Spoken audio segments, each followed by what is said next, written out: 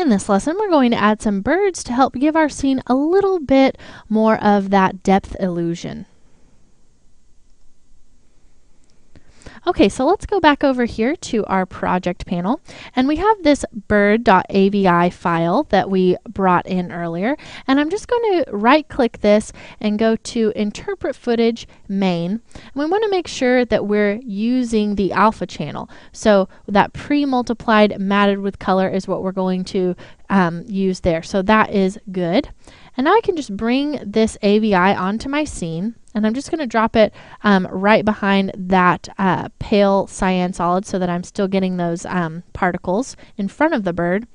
And something really interesting about this scene is that this bird that we have here that's animating doesn't really have a lot of depth to it. It doesn't really look like it could be part of this scene because it's just this vector image. But once we start adding the blur and the size that this bird is going to be flying in the background, you'll never be able to tell that this wasn't actually a real bird flying by in our scene. So it's all about the illusion that we're trying to create with just kind of adding another element to sell that depth.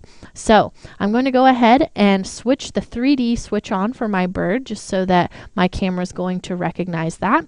And now let's go ahead and animate some position for this bird, and we may scale it up or down a little bit just depending on where we decide to place this in our scene. So I'm going to move this in space. So let's bring up the position keys just so I can see those positions there. And I'm going to key these birds so that I can see them when they are kind of in focus at the same point as this hill being in focus. So that would mean that I would want this bird at the same position in Z space as my close hills. So I can go ahead and look at the positions for those hills just by selecting that layer, hitting the P key. And we see that's at 200. So let's turn the position of the Z space of our bird to 200. And that's just going to mean that that bird is in focus at the same point that the hills are in focus. So now we know that if these are at the same place in Z space as our hills, these birds need to be much smaller. So instead of pushing those backwards to make them smaller, I'm going to scale it down. So I'm just going to grab the corner of the bird right there, hold Shift, and drag this down.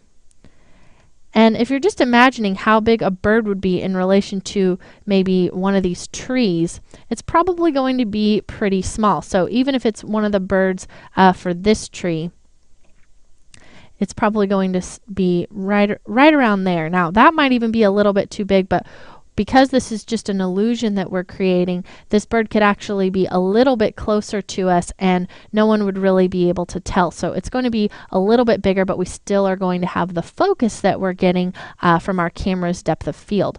So let's go ahead and put this bird over here on the right, and let's just say that the bird's going to fly in from right to left to kind of just add a different element of motion. Since we have our water going from left to right and our particles going from left to right, we'll have our bird coming from the other direction. So I'm just going to start the bird off our scene right there. And then I'm just going to kind of right around here towards the beginning set my first position keyframe for that bird. So we'll hit our stopwatch and then just move forward in time to maybe right about there. We can go back and change that if we need to, if that's too much or too little time.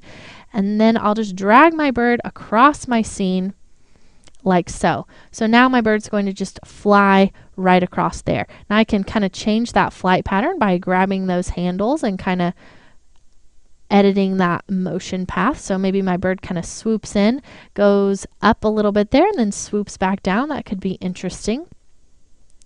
And so now let's just kind of watch a rain preview of that and see what that looks like. Now I'm going to go ahead and add the motion blur to that bird also, so that really it just almost looks like a really small red particle in my scene. So we can rain preview that back and just watch that bird fly there. Now we see that because the bird is really at the same point in Z space as the hills, maybe we want to push that a little bit closer to our camera just so that's going to maybe fly out of the scene on this side rather than go behind the hill.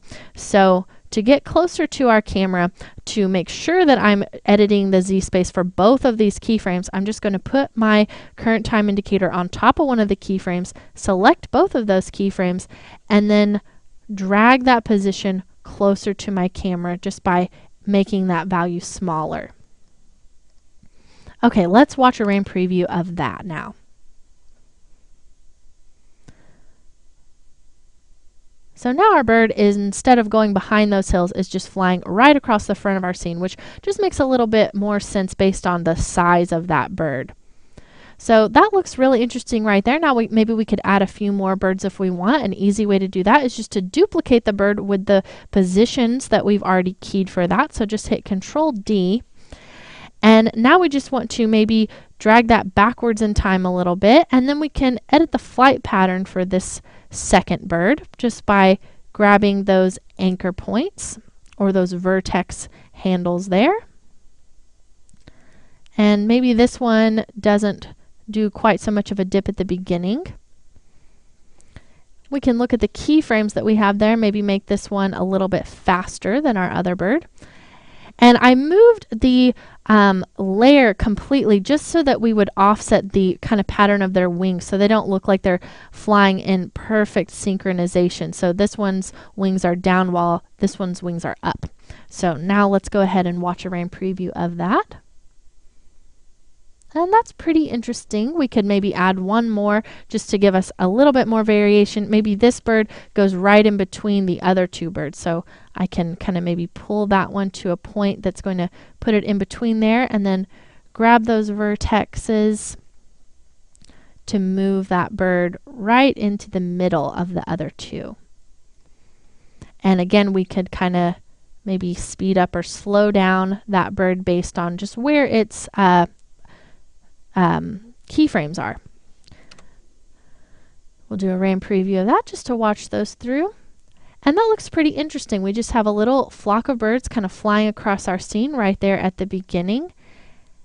And they go so quickly you can't really tell that there isn't a lot of detail to the birds. Now you can make them go even faster if you wanted, if you felt like there wasn't if you felt like you could see too much detail. So that's really up to you, whatever you want to do for that.